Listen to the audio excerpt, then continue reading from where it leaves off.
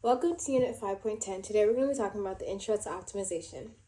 Optimization, the key to learning and understanding it is that you want to get everything in terms of one variable.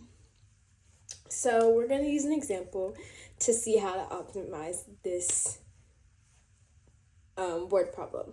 However, we're going to divide optimization and solving everything in between two videos. So I'm going to do half of the problem on 5.10, and then 5.11 is us finishing the rest of this problem. So let's begin.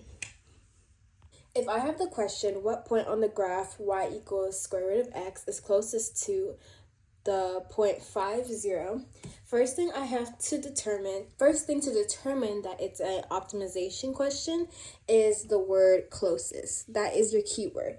If you have the word as large as possible, as closest as possible, nearest closest, it's talking about optimization.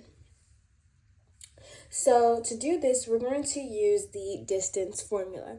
And remember, the distance formula is d equals the square root of parentheses second x value minus your first x value squared plus y2 minus y1 squared. The reason why we're using the distance formula is because we're trying to see which one is the closest to the point. So we can include the numbers given what we already have. We already have a y value, so we need a x squared, x2 value, x1 value, a y2 value, and a y1 value. So we can plug in what we already know. So x1 would be 5, y1 would be 0, and it tells us that y equals the square root of x, so that can also be another y value. So we can say y2 is the square root of x. And so now that we have majority of our variables, we can plug these variables back into the distance formula. So d equals square roots. I'm going to take off x and just leave a regular x because that's the only variable I have left. Minus x1 is 5 squared plus y2 square root of x minus y1, which is 0 squared.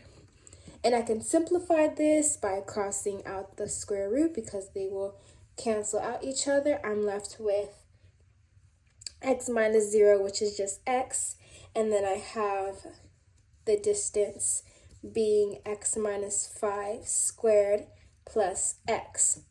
So this, we have gotten our variables all the terms into one variable, which is exactly what we need to do the optimization. So we have completed step 1 of the optimization, and now it's time to solve it. That's all for 5.10. Thank you.